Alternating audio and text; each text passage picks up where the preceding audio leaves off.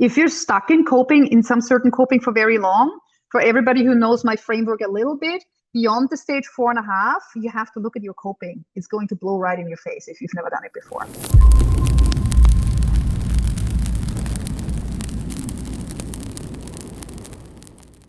So if you look at complexity and navigating, like, let's say, tasks, challenges, and especially when it comes to doing stuff together, might it be a project or a Christmas party or a love story where you do things together, you weave your lives together. The whole coping mechanism of meaning making is the story of making sense together. And that's what we usually do. All our lives, we're trying to make sense together. And when it works really well, we feel totally at ease with each other. And if something doesn't make sense, because physically you kind of think, okay, that's super cool. I think that person can do exactly what I like. Might it be, I don't know, perfectly cutting videos, or might it be having a kind of persona that fits my, let's say, hunting scheme. So I fall in love with the person. And the thing is, sometimes it happens that a relationship, business or personal, is not making sense anymore. And we all understand that horrible scenario when something made sense for a long time and then it doesn't anymore.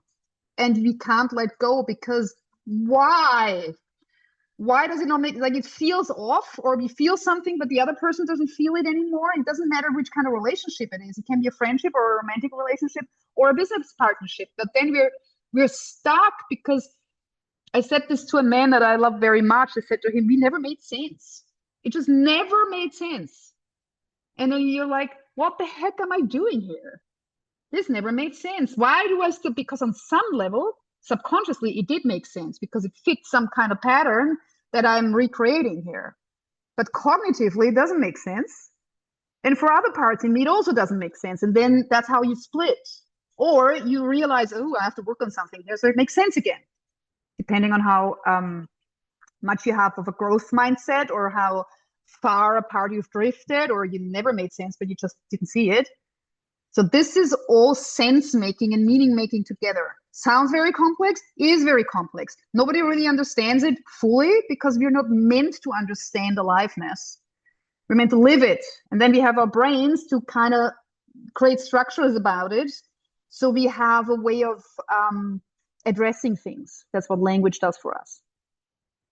So meaning making is a coping mechanism, and I find it's the most beautiful one, but that's just me. So let's look at the others, because you will also have others, or you will know people who have others. One of the most famous coping mechanisms is suppression. What does suppression mean? This doesn't belong to me. I ignore it.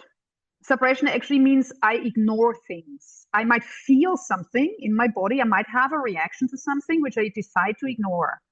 And you guys all know the feeling when you, let's say, you're on a project and there is 3 people and somebody says, do the project with these 3 people. It's not your choice, but somebody kind of puts you in that container because, I don't know, it's been drawn like that, or alphabetical order or something.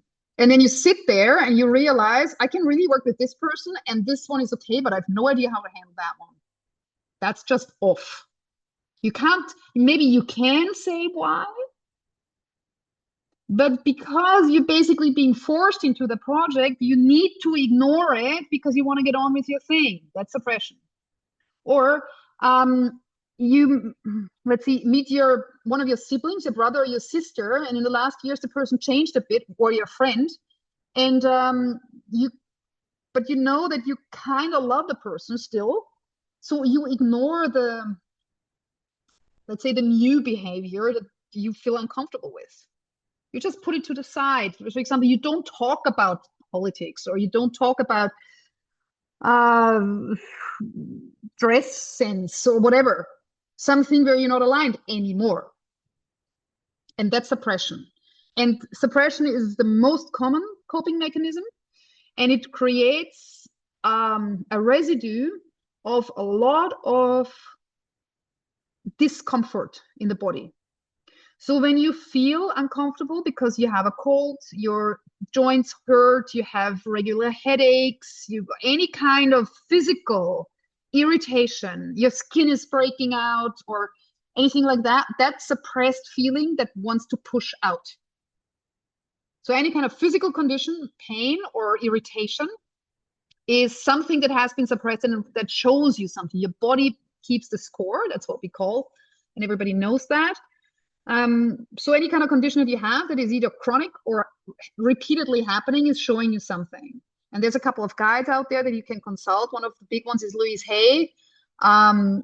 If you have a symptom and you Google that or ChatGPT it or whichever AI of your choice, and you say Louise Hay, I'm going to put it in the chat so you have the name, and then you put in the symptom, and then you say, what does Louise Hay say to the symptom of, I don't know, migraine?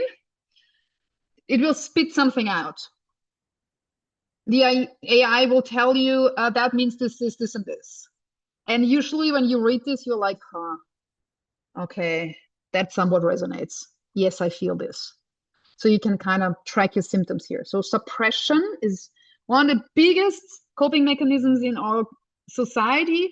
And it's the reason why it's one of the biggest is because, you know, with industrialization, when we moved into cities and all worked in big factories, people were suddenly kind of forced into very close proximity to keep the system running, the engines literally of the fabrics. And people have not been socialized like that. In the romantic times, it was very common to duel, to have dramatic recitations of poetry. Everything was very emotional, and you had space for that. You could be like that. It was the more emotional you were, the higher you were admired. And then suddenly, is industrialization, people decided, let's make money and use all the people to foster me making money. And then people were squeezed into these places very much next to each other. And they couldn't duel or be super dramatic. They had to focus on the thing. So they suppressed. And that's what happens. If you put chimpanzees into the subway in Vienna and you let them go from St. Stephen's Cathedral, 3 stops, what's that, Neubaugasse, 1/3 is dead, 1/3 is highly injured, and 1/3 feels strong, but the adrenaline and the cortisol is at peaks. That's what would happen to us if we didn't have minds who could cope. And the reason why I'm explaining all this to you today is because if you understand your coping, you understand what's beneath it. And it gives you room to maneuver in crisis because you understand, oh, I'm suppressing, or oh, I'm trying to make meaning. Why am I trying to make meaning or suppressing? Because I feel overwhelmed and helpless, which means I need to step out and I need to feel, because otherwise it piles up. It's one of the main reasons for people, what's the word, developing all these fancy conditions like ADHD, etc. It's just constant overwhelm without coping, or the coping is not sufficient anymore, etc. So meaning making, suppression. Third kind of coping is flight. We call it lovingly the avoidance pattern. For anybody who is into attachment patterns, you just want to run and you do it, and you can run inwardly, as in just zone out. You know, when you talk to somebody, you know that person is not even really there. Most of the time, people just leave the situation or relationship, whichever kind of relationship, or they have to kind of really step back and retreat, but for a time that is quite lengthy. And also in a situation when you're kind of not suppressing, when you're not overwhelmed, you can actually be in deep conversation, you create depth.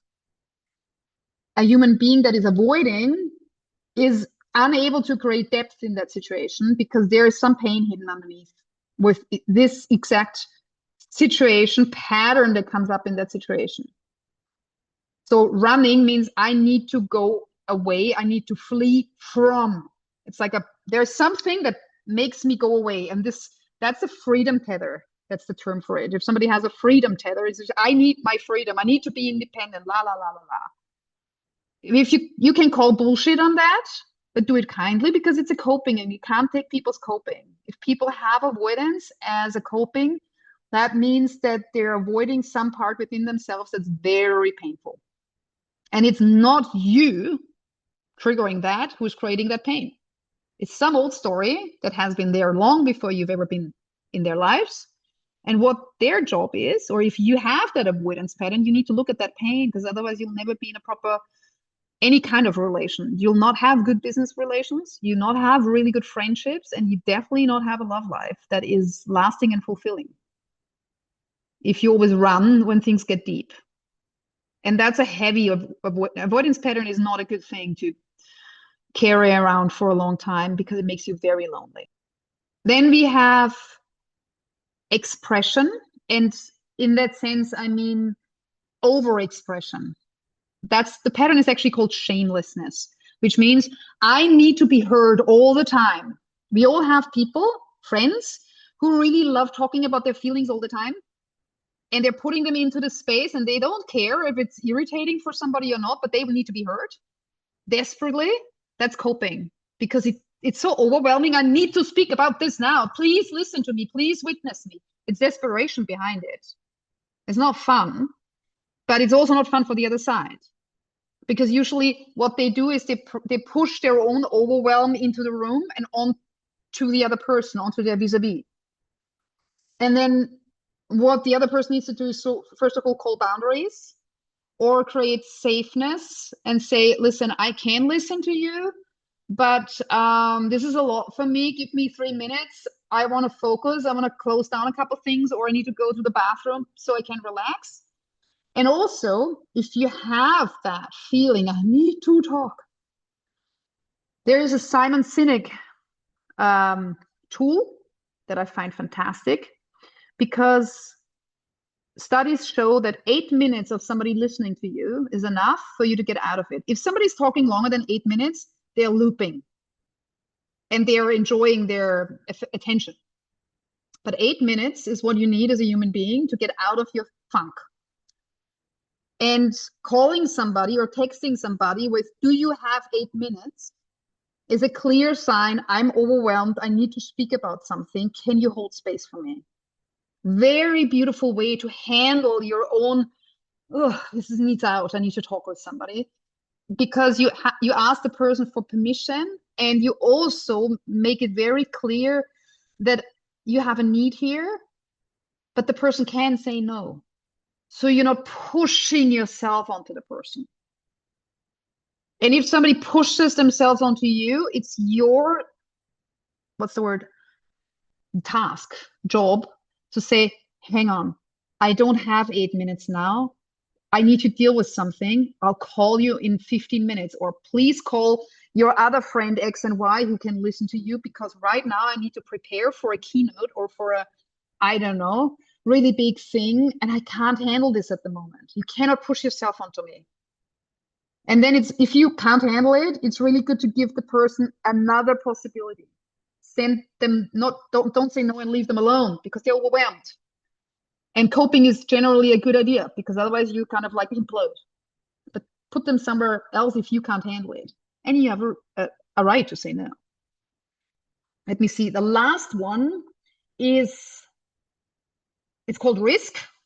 That means, and it's a funny, what's the word, interaction between risk and carefulness. So the carefulness will more be the avoidant thing, and the risk thing is you basically drag people into yourself and others into a lot of intensity. So people constantly bungee jumping, marathon running, and having a very excessive sex life. That's risk coping, which means I want to do something very physical by myself or with somebody else that helps me feel all this. I can't even, I've suppressed so much, or I'm numbed out, and I need to feel. Can I please feel? And you can do this by yourselves with, let's say, any kind of adventure thing or extreme sports, or you can do it with somebody else, which is usually sexual stuff. And that's coping too. And it's almost like it's a co-regulation thing. If you're stuck in coping, in some certain coping for very long, for everybody who knows my framework a little bit, beyond the stage 4.5, you have to look at your coping. It's going to blow right in your face if you've never done it before. It's very helpful to understand, oh, I'm coping for something here. Because that what we do when we cope is it helps us navigate complexity. Because there's so much emotion in the space, and sometimes we don't know how to handle it, so we cope. And coping is not a bad thing. So if you look at all our coping mechanisms, and we understand now that coping helps us with emotional and factual complexity. Complexity means everything is here, everything is present. And we start to feel more and more of that. That means we all get born with feeling everything. A baby, a newborn child, is only feeling. There is no meaning making in that sense. The first meaning making that actually happens, the first thing that makes sense is the smell of the mother. There's nothing that they think about. And the next thing that makes sense is permission and moving. And am I allowed to do something? If you have been not allowed to do a lot of things when you were very small, you start to cope very fast. And when you could not suppress, I was a person I couldn't suppress. I still feel everything to date. And it still gets more. And I sometimes have no idea why it is that way with me, but I just feel everything at all times, which means meaning making is the only coping. That means you get a lot of pattern recognition. So people who couldn't suppress well read patterns very well. That's meaning making in its essence, which means because you could not ignore things, you try to orient, you were constantly overwhelmed with all the emotions that were in the place. So you try to make sense of all the behavior, and you recognize patterns super fast. And then you could avoid or go in and out of situations or behave in a way that was very well, compliant is the right word. So coming back to complexity means all the emotions are there all the time, and we learn to feel more and more of that after we have learned to not feel a lot of them to function. And we have our coping mechanisms to handle this. And everybody who's a meaning maker means that instead of feeling it in the body, we go into our heads. That's a way of getting out of the emotion if it's too much. So we go into our heads, basically. And if complexity means everything's there, it also means that you cannot reduce complexity. You can just reduce complicatedness. And to reduce complicatedness, what do we usually do? The first thing we learn to do if things are complicated is to get it into the right order. All the tasks that need to happen, like if you have a lot of stuff on your plate right now, what do? You make lists, you pick priorities. That's a typical coping if complexity is too much. And it's very useful. The thing is, the whole thing blows into your face the moment you have anything to do with people who cannot yet order or cannot order anymore. So little kids or old people lose that or never had it. They're just building it, depending on. And people who are overwhelmed can't do it either. I'm giving you all kinds of things about complexity so you understand these are situations where you start to fall into coping. And the only reason why I'm giving you all this information about coping is because it helps us understand ourselves, and know thyself is the reason why we're here, which means you can understand to help yourself a bit better when things get very complex.